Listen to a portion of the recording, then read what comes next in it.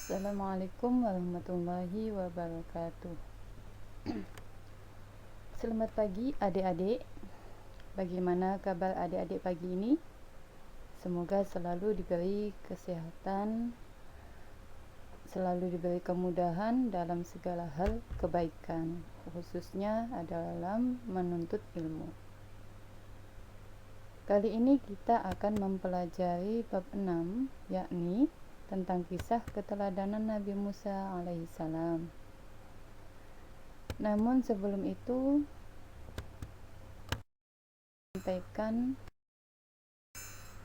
kompetensi dasar yang harus kita kuasai setelah kita mempelajari kisah keteladanan Nabi Musa alaihissalam.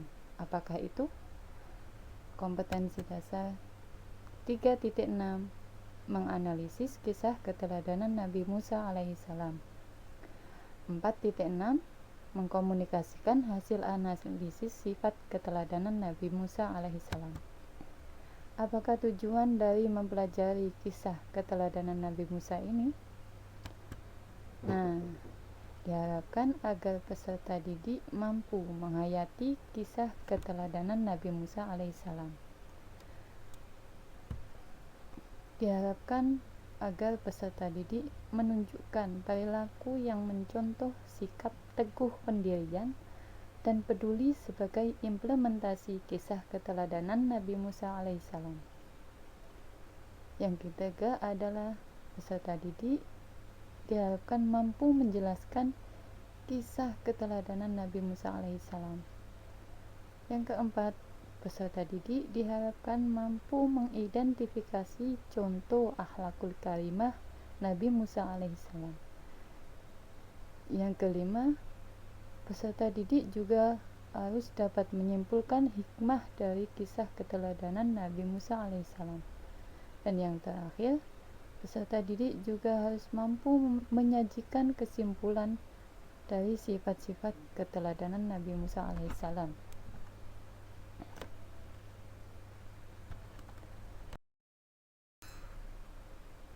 Sebelum kita melanjutkan pembelajaran, mari kita amati gambar yang akan saya tampilkan di sini.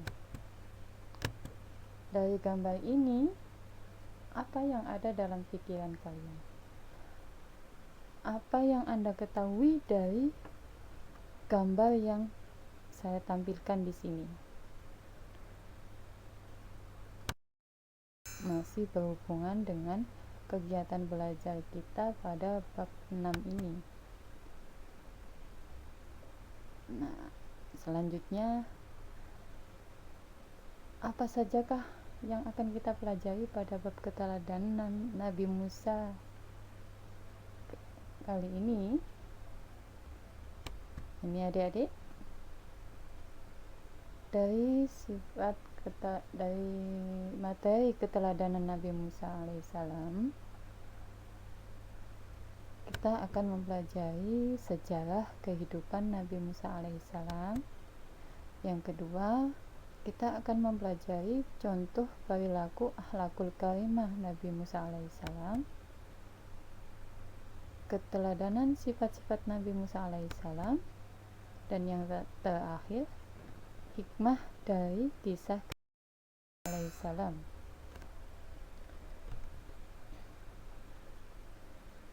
Namun pada pertemuan kali ini kita akan membahas sejarah kehidupan Nabi Musa alaihissalam terlebih dahulu.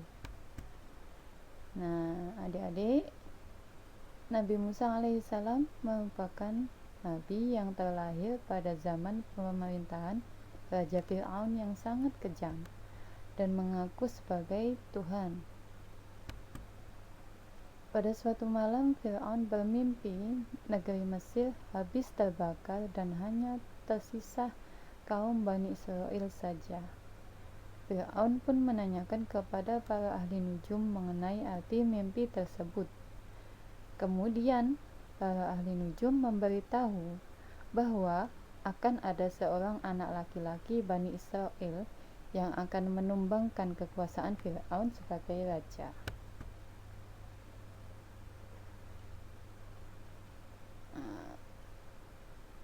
Fir'aun mendengar penjelasan dari ahli nujum tersebut, merasa ketakutan, dan kemudian Fir'aun memerintahkan pasukan untuk membunuh semua bayi yang lahir pada masa itu.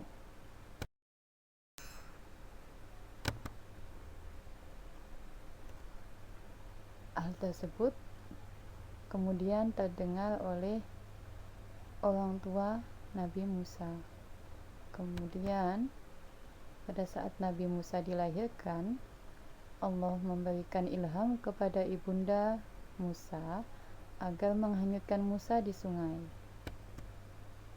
Pada surat Al-Qasas ayat 7 yang artinya, dan kami ilhamkan kepada ibu Musa, susuilah dia, dan apabila kamu khawatir terhadapnya, maka jatuhkanlah dia ke sungai Nil, dan janganlah kamu khawatir, dan jangan pula bersedih hati, karena sesungguhnya kami akan mengembalikannya kepadamu, dan menjadikannya salah seorang dari para rasul.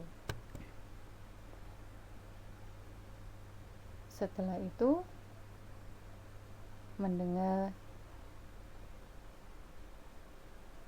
perintah dari Allah, kemudian Nabi Musa dihanyutkan ke sungai Nil oleh ibunya dalam peti yang terapung, dan arus sungai menuju kolam pemandian istana Fir'aun. Kemudian Musa ditemukan oleh pembantu istri Fir'aun dan dibawanya ke istana Fir'aun. Sesampainya di istana Fir'aun, saat melihat Nabi Musa, istri Fir'aun yaitu Siti Aisyah merasa sangat gembira sekali, telah membawa bayi Musa ke istana dan memohon kepada Fir'aun untuk dijadikan sebagai anak angkatnya. Karena sang istri sangat ingin mempunyai anak dan sudah lama tidak dikaruniai, maka Fir'aun mengizinkannya. Namun atas kuasa Allah, pada akhirnya Nabi Musa dapat kembali ke pangkuan ibunya, yakni pada waktu itu Fir'aun dan istrinya mencari orang untuk dapat menyusui Nabi Musa. Sudah banyak sekali wanita yang menyusui Nabi Musa, akan tetapi Nabi Musa menolaknya, sehingga datanglah ibu Fir'aun, ibu Nabi Musa, sesuai dengan perintah Allah, surat Al-Qasas ayat 13, yang artinya, maka kami kembalikan Musa kepada ibunya supaya senang hatinya dan tidak berduka cita, dan supaya ia mengetahui bahwa janji Allah itu adalah benar, tapi kebanyakan manusia tidak mengetahuinya.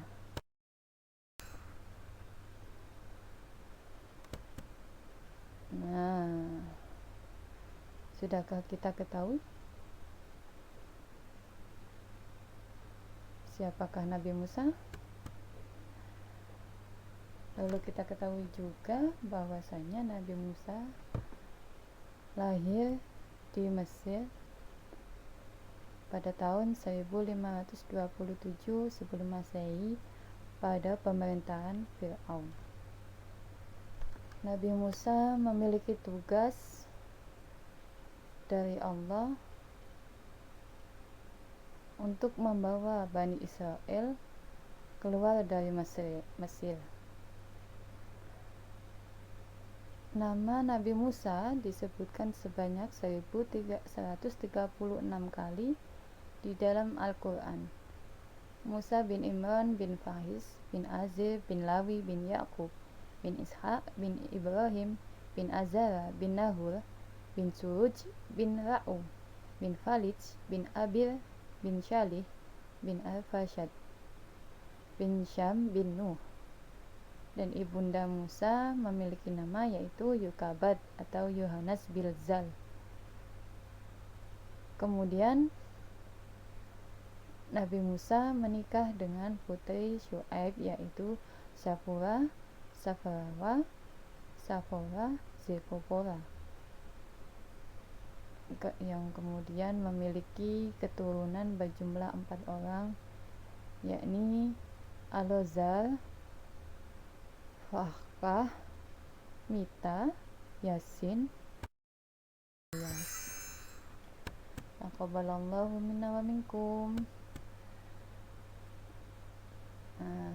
Sabar itu memang sakit dan perih, namun Allah mengasihi dan selalu menyertai orang yang sabar. Terima kasih, senang berjumpa kalian, dan sampai jumpa pada video pembelajaran selanjutnya. Semoga bermanfaat. Assalamualaikum warahmatullahi wabarakatuh.